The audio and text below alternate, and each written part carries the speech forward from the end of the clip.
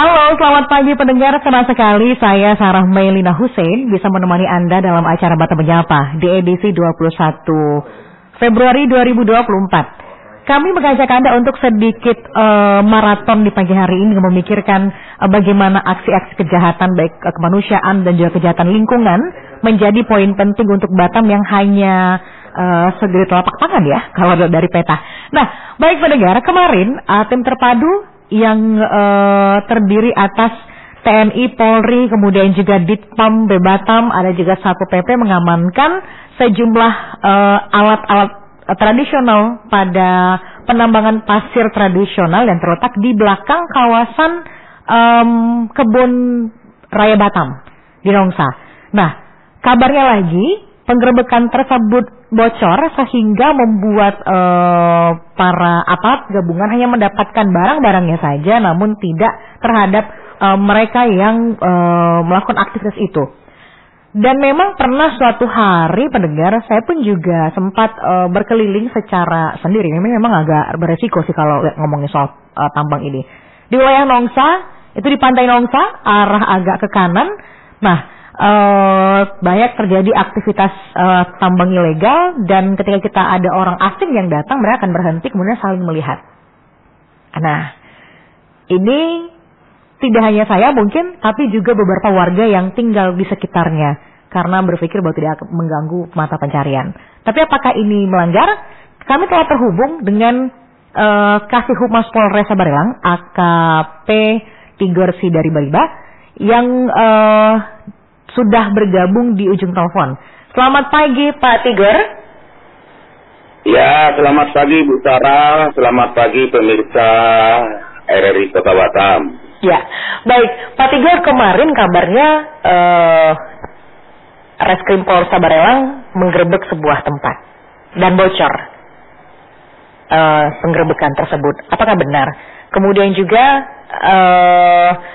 apa sih yang disita dari penggerebekan tersebut? Baik, terima kasih Bu Sarah, dapat kami jelaskan dan sudah kita berikan di rilis kemarin. Ketika kegiatan dilakukan, tentu kita kewajiban kita mempublikasi kegiatan penertiban yang kita lakukan kemarin, yang dilakukan oleh tim terpadu. Namun saya jelaskan dulu Bu Sarah, terkait penindakan ini,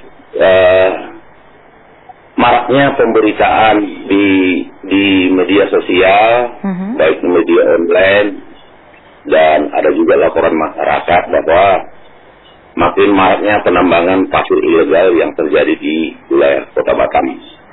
Tentunya hal tersebut kalau kita biarkan, yang kedua juga pemberitaan ini sudah cukup masif.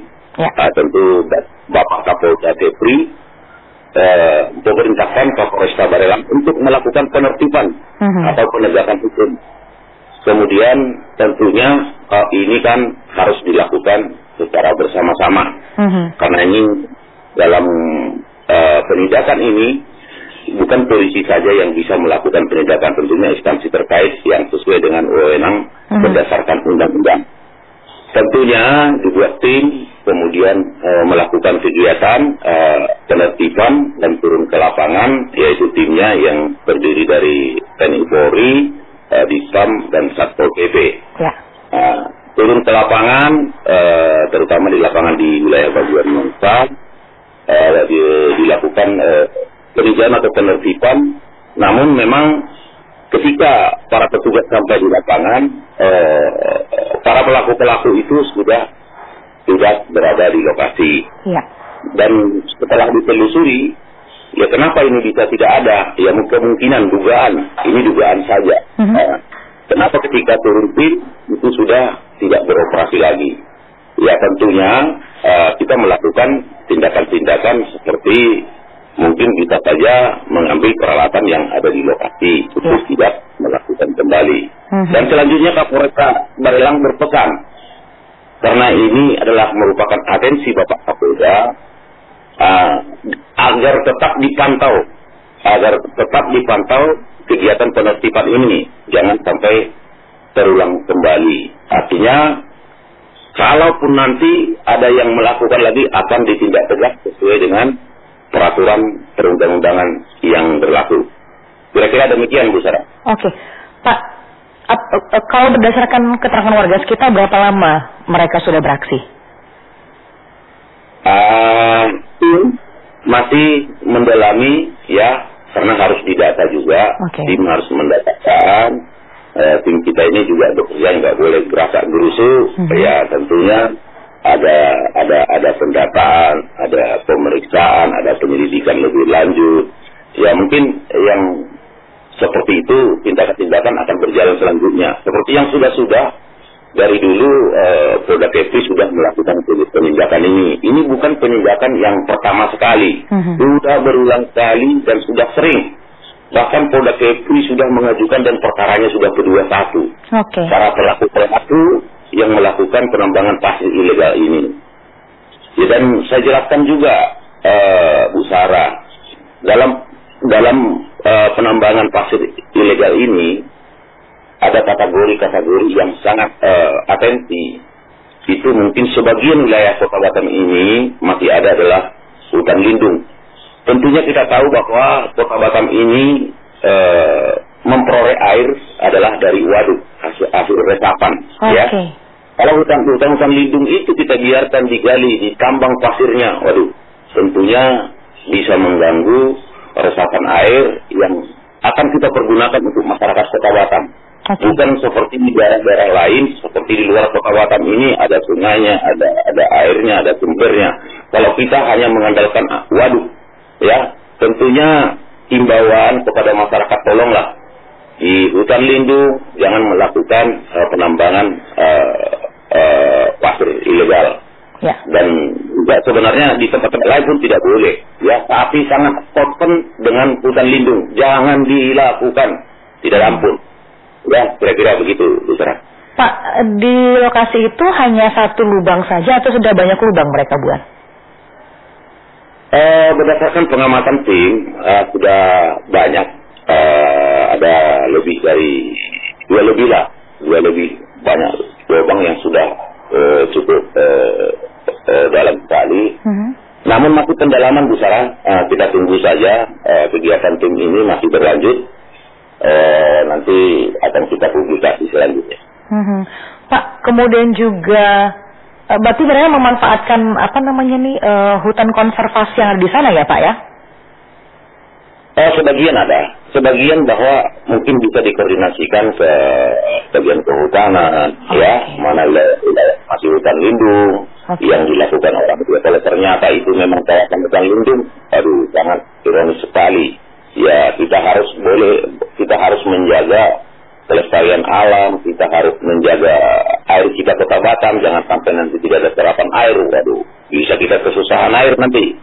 Ya, kira-kira begitu. Pak, kemudian apa yang kegiatan ilegal ini, apa yang dapat dampak yang ditimbulkan? Ya, tentu dampak yang ditimbulkan seperti yang saya terangkan tadi, Bu Sarah, bisa merusak lingkungan, ya. Terutama yang sangat fatal yang saya sampaikan tadi adalah yang di hutan lindung. Kalau yang di tempat-tempat biasa itu yang digali, itu bisa juga mengganggu ekosistem yang ada di situ. Nah, tentunya, kalaupun itu bukan di hutan lindung, peraturan perundang-undangan sudah mengatur, tidak boleh sembarang orang melakukan penambangan pasir. Atau ada di undang-undang minerba, ya sudah ada aturannya, bukan tidak boleh, tapi ada aturannya. Ada perizinannya yang harus diikuti oleh para penambang itu. Ya, karena kenapapun kita tahu memang, kita harus tahu bahwa kebutuhan pasir ini juga untuk pembangunan Kota Batam dibutuhkan. Ya. Tapi kan nggak harus melakukan dengan ilegal. Ya, tentunya ini yang menjadi harapan kita, semua memikirkan ini, baik instansi terkait, stakeholder ini harus mengambil salah satu solusi. Jadi kalau dibiarkan terus, ini akan berulang-ulang terus. Tidak diberikan ruang legalitas untuk kebutuhan. Karena kita juga butuh pasir. Masyarakat itu butuh pasir. Pembangunan Kota Batam itu juga butuh pasir. Cuman mungkin ini dapat diberikan wadahnya atau legalitasnya sesuai dengan ketentuan. Saya kira menurut saya itu Bu Sarah. Kalau dilihat dari foto yang beredar, Pak, cukup besar lubang yang mereka buat ya Pak ya? Ya, betul. Kemudian juga kerusakannya juga cukup besar. Ini sudah hampir mau bikin 3 atau 4 perumahan, Pak. Iya. Pak. Iya, tapi memang bicara, kalaupun dibuat lubang besar secara aturan, itu nanti akan ditindak. Kemudian makanya denda-denda para pelaku penggali pasir ini besar-besar loh. Okay. Ada yang 100 miliar. Dan itu nanti mungkin negara akan mempergunakan itu untuk mengembalikan lagi lingkungan-lingkungan yang sudah rusak, sudah digali dalam mungkin. Dengan denda itu bisa dipergunakan untuk memperbaiki lingkungan-lingkungan yang sudah rusak. Saya kira begitu. Pak, meskipun kita belum dapat pelakunya, tapi ada dugaan tidak ini merupakan pemain lama. Dilihat dari pola mereka. Kalau itu saya nggak berani berspekulasi, Bu. Siap. Sekarang tentunya kita berikan kepercayaan kepada tim untuk bekerja, berikan kesempatan orang itu untuk menyelidiki, untuk membuktikan. Nanti suatu saat akan kita publikasi kalau memang dapat hasilnya. Demikian, Bu. Pak, apakah hanya di belakang kebun raya Batam saja yang kita targetkan atau tempat lain juga, Pak? Ya, tentunya dalam penegakan hukum itu tak boleh pilih kasih. Oke. Ya, karena aturannya sudah ada. Itu undang-undang. Siapapun itu harus patuh dan tunduk kepada undang-undang yang berlaku tentang penambangan pasir ilegal, baik tambang-tambang lainnya. Nah, kita harus patuh dan tunduk. Nggak peduli itu siapa. Karena siapapun di negara ini harus patuh dan taat kepada undang-undang yang berlaku. Oke. Kemudian. Baik, ini macam semacam trigger warning bagi para pelaku ya Pak ya? Ya, tentunya seperti himbauan Bapak Kapolres Tabaran. Oke. Bahkan Bapak Kapolres Tabaran sangat atensi sekali karena beliau juga sudah mendapat perintah dari Bapak Kapolda. Jangan main-main. Iya kan? Jangan main-main. Kalau nanti masih ditemukan, akan ditindak sesuai dengan yang kemarin sudah saya masukkan dirilis. Sesuai dengan peraturan perundang-undangan tentang minerba, tentang penggalian penambangan di hutan lindung, ya siap-siap aja. Ya. Iya. Apalagi Pak Kapolda kita orang Melayu asli ya Pak ya? Iya. Iya. Tidak Pak Kapolda itu juga sangat konsen atensi terhadap masyarakat Batam dan masyarakat Kepri, Bapak Kapolda kita ini. Oke. Pak, dari lokasi berapa banyak alat tradisional ini mereka yang kita sita? Yang kita amankan? Ya, secara rinci mungkin nanti dari ketua tim di lapangan itu Bapak Kasareskrim yang dapat nanti menjelaskan ya. Mungkin nanti setelah ditemukan semua, ada nanti kita dalam kesempatan yang lain kita akan rilis hasil-hasil kegiatan ini. Demikian besar. Oke. Dan memang yang kemarin tim yang turun lengkap sekali ya Pak ya? Iya, karena begini tadi, dalam hal penindakan masalah tambang pasir ilegal ini banyak instansi terkait yang terlibat yang bisa juga melakukan penegakan hukum. Bukan polisi saja. Iya kan, bisa lingkungan hidup, bisa dari pihak Satpol PP-nya, banyak hal-hal perizinan. Jadi perizinan penambangan itu tak segampang yang kita pikirkan. Udah tambang, udah bukan begitu. Sudah ada diatur. Ada aturan mainnya, bukan tak boleh, ada aturan mainnya. Oke. Itu aturan undang-undang. Iya. Dan apakah juga ada dugaan perlawanan dari masyarakat, dari mereka yang membuat ini juga menjadi antisipasi ya Pak ya? Ya, kalau masyarakat sih tetap mendukung aparat penegak hukum untuk melakukan penegakan hukum. Oke. Artinya masyarakat itu sadar bahwa kita juga harus patuh dan tunduk kepada undang-undang yang berlaku tentang mengatur tentang penggalian hasil tambang dan terutamanya di situ adalah penambangan pasir ilegal. Oke. Pak, untuk undang-undang yang mereka langgar boleh disampaikan lagi Pak? Jadi undang-undang yang dilanggar itu yang pertama itu tentang tanpa izin melakukan penambangan ya, penambangan di mana saja ya melakukan penambangan ya, itu itu bisa di undang-undang ya, di Undang-Undang Nomor 4 Tahun 2009 tentang pertambangan mineral batu bara diancam hukuman 5 tahun dan denda paling banyak 100 miliar. Itu yang di mana saja ya, tanpa izin ya.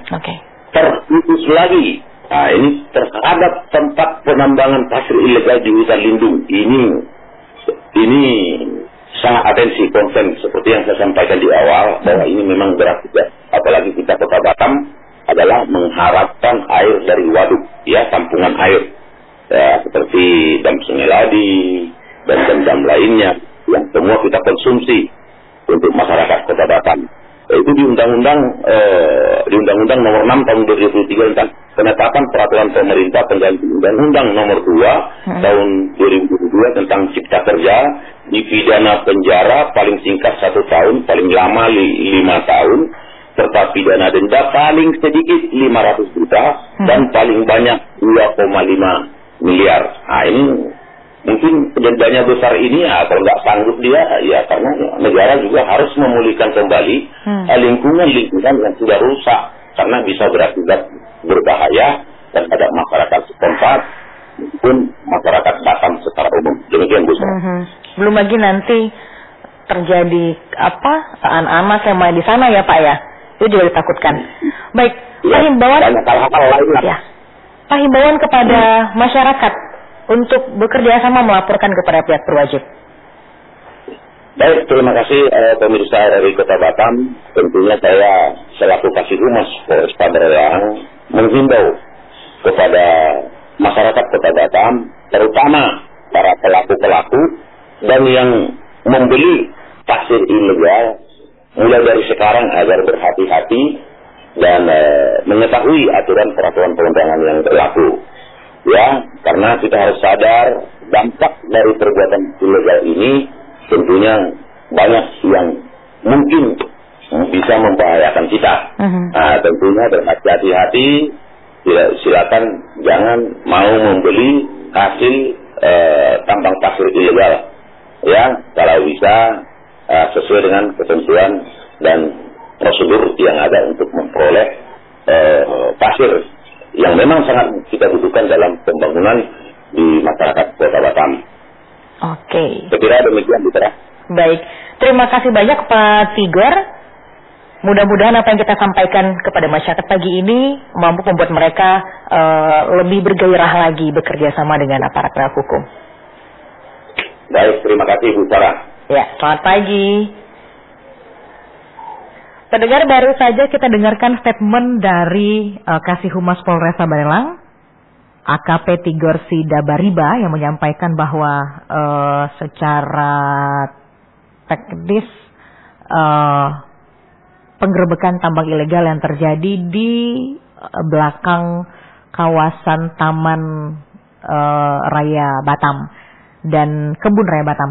Nah, di sana juga meskipun pihak kepolisian belum mendapatkan para pelaku sedang melakukan aktivitasnya, namun sudah dilihat seberapa besar kerusakan yang ditimbulkan oleh para pelaku ini, pendengar. Dan dapat kami sampaikan pula dampak dari aktivitas tambang ilegal tersebut adalah rusaknya ekosistem, terutama itu. Yang kedua, mungkin kalau ada masyarakat sekitar di sananya bisa menimbulkan korban jiwa dan merusak lingkungan, merusak hutan yang sudah ada. Nah, kemudian juga pendengar, ini kan adalah cara-cara manusia untuk cara-cara manusia untuk meminimalisir cost, mendapatkan keuntungan sebesar-besarnya. Sebab negara tidak melarang untuk membuka tambang pasir, hanya saja harus sesuai dengan peruntukannya, undang-undangnya, sesuai dengan regulasi yang ada. Tidak begitu saja untuk liar dilakukan. Nah, pendengar, bicara soal tambang pasir ini, maksud kami beberapa hal yang dilakukan oleh para jurnalis yang tergabung dalam Aliansi Jurnalis Independen Indonesia nanti pada hari Sabtu tanggal 24 Februari 2024 pada pukul 7 malam di sekretariat mereka, yaitu mengadakan nonton bareng pesisir yang terusir. Ini merupakan diskusi atas catatan lingkungan mereka, catatan kelam kerusakan lingkungan di Kota Batam, dan terbuka untuk umum. Lalu kegiatan ini setelah menonton bareng akan dilakukan diskusi bersama dengan para audiens dan juga yang ditaja oleh para panitia dari Aliansi Jurnalis Independen Indonesia atau dari AJI. AJI itu semacam organisasi kewartawanan atau pers selain PWI, IJTI, lalu juga ada AJI dan juga ada jurnalis online. Nah, pendengar, di sini diskusi akan dibahas mengenai tentang apa saja yang selama ini membuat kerusakan lingkungan di Batam, termasuk juga tambang pasir ilegal tersebut. Baik, kami akan mengajak Anda untuk beralih ke topik selanjutnya di pagi hari ini, pendengar. Namun kami masih menampung informasi dari Anda di 0811 778 1051 jika Anda mendapatkan informasi terkait aktivitas ilegal yang dapat merusak lingkungan ataupun membahayakannya manusia. Silakan saja Anda sampaikan.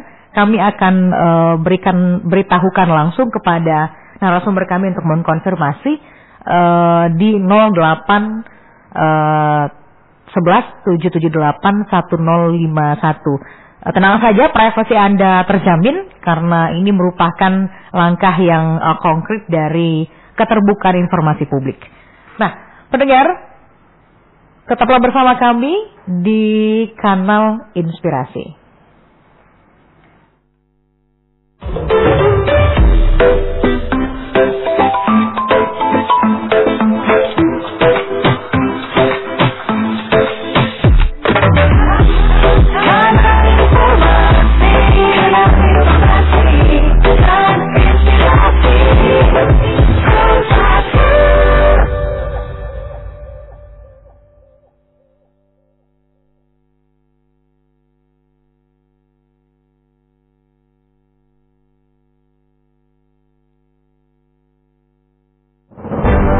Himbauan Presiden Joko Widodo agar kita bangga buatan Indonesia.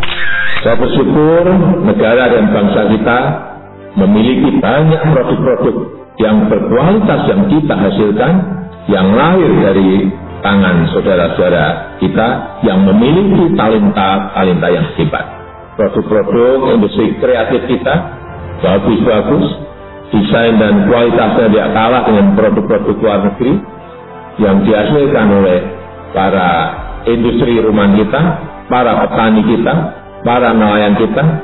Produk-produk ini harus menjadi kebanggaan kita dengan belanja di usaha kecil, dengan membeli karya-karya dan produk-produk Indonesia.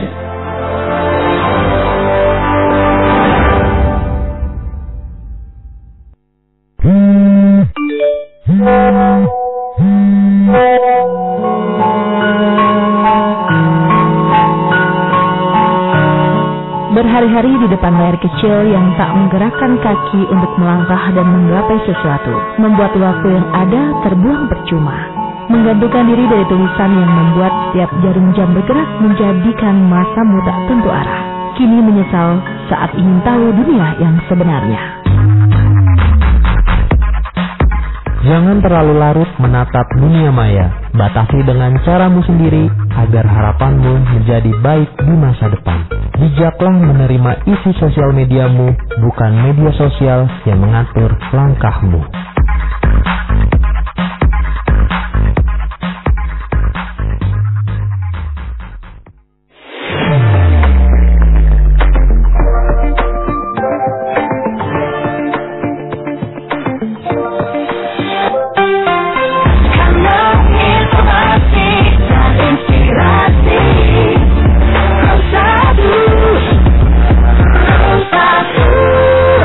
Pendengar, terima kasih Anda masih bersama kami di Radio Republik Indonesia, program Satu Batam yang mengudara di 105,1 FM, dan Anda juga mendengarkan kami bisa melalui live streaming di kanal YouTube RRI Batam ataupun di aplikasi kami RRI Net serta live streaming di rri.co.id. Pendengar, seperti yang telah kami sampaikan di awal tadi bahwa Aliansi Jurnalis Independen Indonesia akan melakukan diskusi terkait dengan kerusakan lingkungan di Batam. Kami telah terhubung dengan Yogi Saputra yang merupakan Divisi Pendidikan AJI Kota Batam. Kita akan menyapa beliau yang sudah terhubung di ujung telepon. Selamat pagi, Yogi. Pagi, Kak Sarah. Ya, siap. Pagi-pagi melihat status teman-teman AJI mau diskusi pada tanggal 24 Februari dengan tajuk catatan kelam kerusakan lingkungan di Batam. Seberapa parahkah sampai AJI harus mengangkat isu ini? Berapa kelam gitu ya? Iya. Terima kasih udah Kak Sarah udah ngajak untuk bercerita tentang acara ini di pagi ini menjelang beberapa hari menjelang hari H. Sebenarnya ini rangkaian acara AJI bekerja sama dengan Mongabai, dengan NGO Akar Bumi dan Batam Bergerak ID ya. Jadi kami beberapa organisasi pergerakan membuat serangkaian panjang pelatihan isu lingkungan gitu. Salah satunya yaitu diskusi tanggal 24 tentang kerusakan lingkungan, dan tanggal 1, 2, dan 3 kami akan melaksanakan pelatihan menulis untuk jurnalis muda, pers mahasiswa, dan juga aktivis-aktivis muda yang berminat dalam pelatihan menulis isu lingkungan. Itu Jadi kenapa Maret atau sudah di Februari kemarin? Yang tanggal 1, 2, dan 3? Di Maret. Tanggal 1, 2, dan 3 Maret. Kita itu buka untuk umum. Nanti kita sediakan sekitar 8 juta beasiswa liputan. Jadi setelah kawan-kawan ini ikut pelatihan, nanti disuruh bikin proposal. Dan sebelum mengikuti pelatihan ini juga diminta bikin proposal liputan gitu. Atau bikin konten. Kalau bagian orang yang bukan jurnalis bisa bikin konten di media sosial tentang isu lingkungan gitu. Kami akan sangat respect dengan itu. Nanti kita siapkan beasiswa kalau setelah pelatihan diajukan proposal. Kalau liputannya menurut kawan-kawan Mongabai dan AJI menarik, kita akan biayai liputannya gitu, di Batam tentang isu lingkungan. Iya, dan ini memang kegiatan rutin oleh AJI. Bahkan saya pernah ikut fellowship di tahun 2021 sampai ke Jakarta untuk masalah isu lingkungan. Ya, tapi ini Batam yang menginisiasi ya. Kalau kemarin tadi AJI Pusat, dan itu setiap bulan kayaknya ada di AJI ya. Ya, kalau di AJI Pusat hampir setiap sekali sebulan atau sekali 2 bulan itu pasti ada dengan berbagai isu ya. Legenda, isu lingkungan, isu minoritas yang lain. Tapi di Batam ini baru kita inisiasi kebetulan ada. Iya, mungkin bisa dibilang perdana yang sebesar inilah gitu dengan support kawan Mongabai dari Jakarta kan. Siap. Mongabai kan fokusnya lebih kepada isu lingkungan, jadi sangat cocok dengan ini. Iya. Nah, ngomong-ngomong soal catatan kelam kerusakan lingkungan di Batam, AJI melihatnya seberapa kelam, seberapa parah? Ya, kita sebenarnya melabelkan ini kelam atau tidak bukan tanpa dasar. Ya. Tapi kami diskusi nanti tentu akan dipancing dengan base data yang kami miliki dari kawan-kawan AJI Batam yang fokus di isu lingkungan. Sudah merangkai dalam 2023 ini kami sudah menulis banyak hal tentang isu lingkungan, terutama kemarin kita dikejutkan dengan konflik Rempang ya, yang kita masuk itu di dalam konflik agraria itu salah satu ya, dan kita juga dipasok data oleh kawan-kawan advokasi NGO Akar Bumi yang fokus lingkungan di Batam dengan data laporan-laporan kerusakan yang mereka temukan di Batam. Kalau tidak salah saya sekitar 27 atau 22 laporan gitu terkait isu lingkungan di Kota Batam yang kepada instansi-instansi terkait yang dilakukan oleh Akar Bumi. Jadi dalam waktu dekat ini riset kecil-kecilannya lagi kita bikin tentang isu kerusakan lingkungan, itu yang akan kita paparkan di diskusi nanti.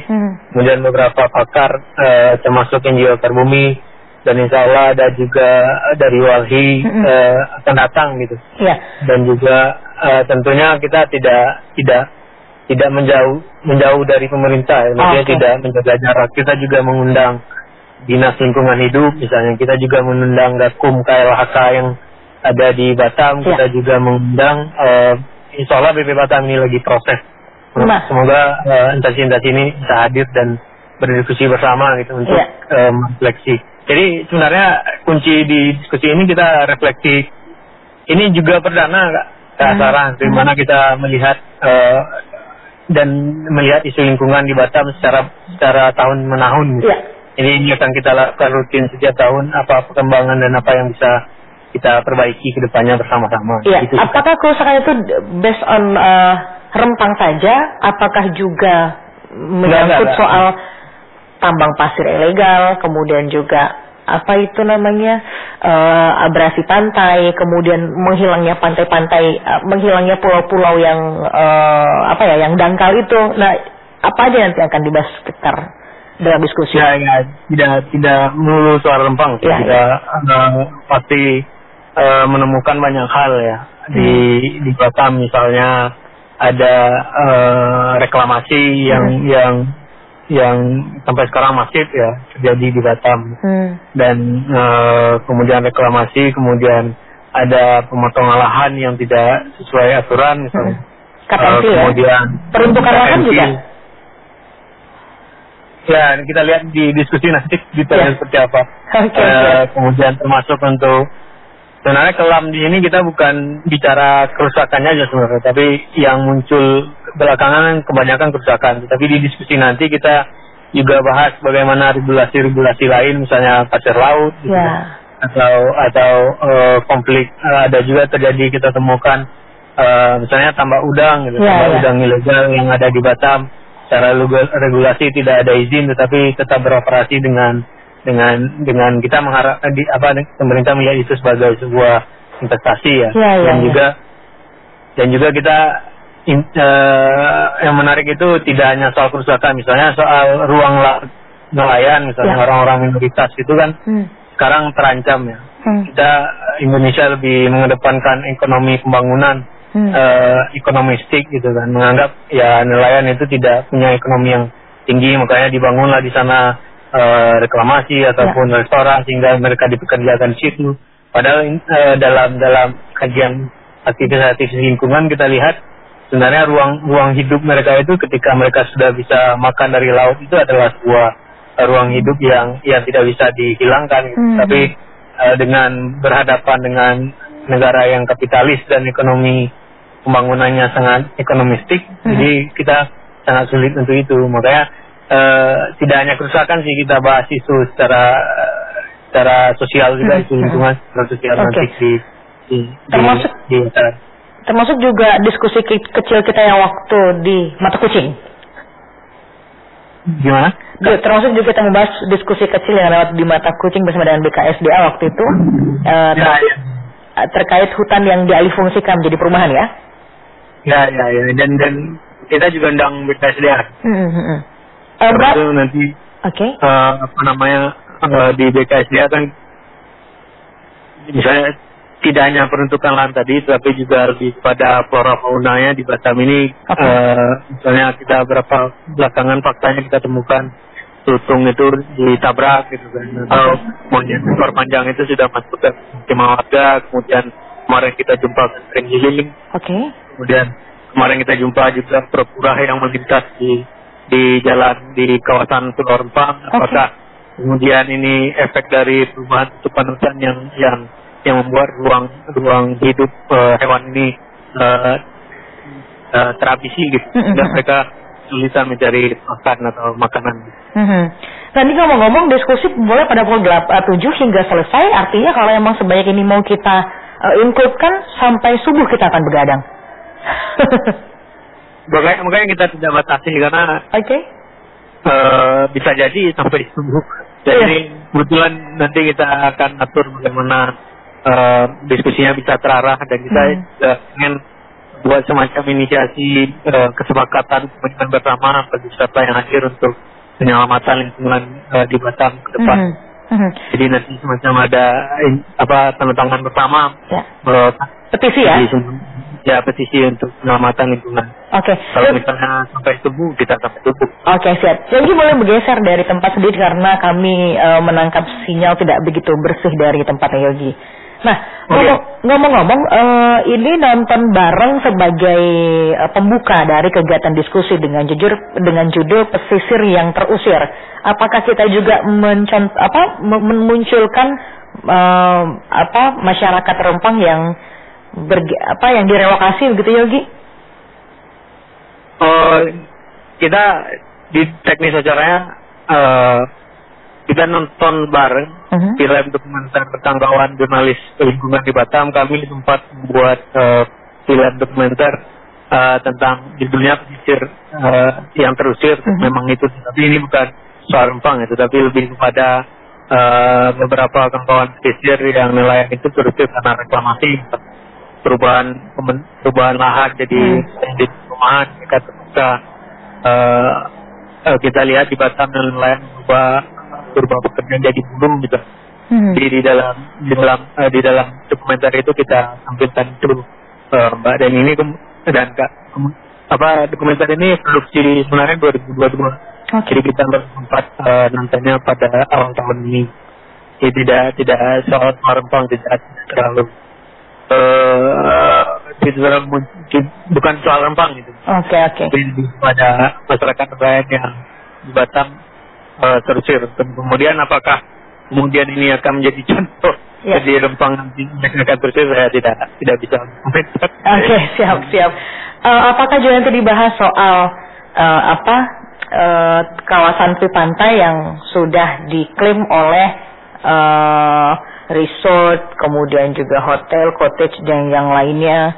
Apalagi sepanjang Batam kita tidak bisa mengakses pantai secara gratis. Apakah itu juga nanti dimunculkan dalam diskusi? Ya bisa jadi, karena terakhir kami memperbaiki lapangan ada di jembatan 6 itu dugaannya mau dijadikan resort kan, dan reklamasi, kemudian reklamasi ada izin KKP dan hal-hal ini berpotensi terjadi pulau-pulau kecil lainnya karena Batam sangat indah sehingga peluang itu bisa terjadi. Dan ini kita harus menangkalnya sejak dini sebelum pekerjaan itu dilakukan di pulau-pulau kecil, termasuk dengan private island dan lain-lain gitu. Yang pariwisata berkelas privasi itu sangat membuatkan. Oke. Ya, karena makin banyak orang kaya ya di dunia ini, jadi private island-nya jadi makin banyak. Nah, Yogi, feedback apa yang diharapkan dari diskusi nantinya? Ya, yang pertama kita semangat demokrasi lah ya, kita memunculkan kembali. Kita yakin di Batam karakter pergerakan atau diskusi-diskusi pergerakan itu sangat minim. Karena kita tahu di Batam kota industri, jadi salah satu tujuan kita adalah membentuk karakter-karakter yang bisa diskusi bersama, kita selesaikan masalah, kemudian kita harapkan juga diskusi ini menghasilkan yang tadi saya sampaikan, inisiasi komitmen bersama untuk penyelamatan lingkungan. Dan juga kita berharap juga setelah pelatihan nanti kita sosialisasikan soal pilihan di dalam di dalam diskusi nanti kita sosialisasikan juga rencana pelatihan tentang lingkungan. Jadi kita berharap kawan-kawan jurnalis tidak hanya melulu bicara liputan harian, tapi juga ada in-depth reporting atau liputan mendalam tentang lingkungan. Khususnya di isu lingkungan itu target kami dari divisi pendidikan di Batam ini, Kak. Ini memang perlahan dan ini tidak ada kerjasama pihak swasta ataupun pemerintahan. Ini pure dari kami bersama. Supportnya dari Mengabai dan juga kawan NGO lain. Ngomong-ngomong, tapi ini tidak didentik dengan gerakan melawan hukum atau melawan pemerintah yang punya regulasi. Karena ditakutkan. Kan ditakutkan ketika kita sudah buat diskusi, kesannya demikian ya, Gi? Enggak. Kesan yang terbentuk belakangan seperti itu, tetapi itu menurut kami kesan yang salah. Ini kita mengundang diskusi juga, beberapa pejabat kita undang, kita hadir. Ya kita mendukung demokrasi lah di tengah kemunduran. Makanya ini murni dari kami yang anak-anak muda lah, belajar bersama di dalam satu aspek tertentu. Anak muda belajar dengan caranya sendiri untuk merawat lingkungannya. Ya. Karena jangan dulu dipatahkan karena kita mau dengar versi mereka di lapangan begitu. Ini jadi output bagi pemerintah ketika menelurkan kebijakan baru. Ya, artinya kita sama-sama untuk. Ini kan kami tidak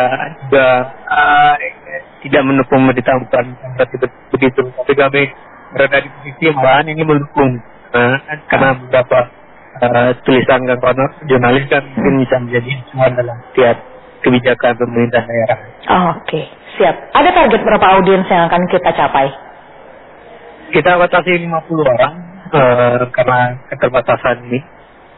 Nanti bisa daftar ke Haji Batam atau ke nomor saya sendiri yang ada di Mongabai.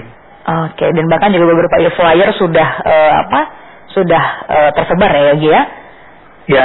Lokasi nanti ke diskusi di mana Yogi? Kita adakan di Sekretariat Haji di Perumahan Sekawan. Nanti bisa dicek di Google Map atau nanti kami bagikan informasi lanjutan.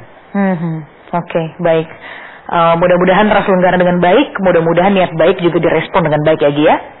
Ya. Ngomong-ngomong berapa panjang durasi video? Oh, kita nontonnya di kita ya sekitar 20 menit atau 30 menit. Kita lanjut diskusi. Oke. Karena gerakan-gerakan semacam ini takutnya kan seperti film The Sexy Killers, kemudian juga Dirty Vote, itu udah menimbulkan kecurigaan publik begitu loh. Tapi semangat kita adalah benar-benar untuk merawat lingkungan bagi generasi yang akan datang, karena generasi yang akan datang yang menitipkan lingkungan ini kepada kita, begitu kan Yogi? Ya. Kita berperan di porsi masing-masing semua ini. Semoga ini menjadi catatan sejarah lah untuk datang untuk kita bersama. Baik, terima kasih banyak Yogi. Mudah-mudahan apa yang kita sampaikan di pagi hari ini bisa menjadi semangat positif untuk masyarakat yang mendengarkan di RRI Batam. Ya, dan terima kasih RRI, saya kira punya porsi karena sudah mengabari kami saat ini. RRI juga terlihat peduli dengan lingkungan. Terima kasih banyak. Baik, selamat pagi Yogi, saya sukses selalu.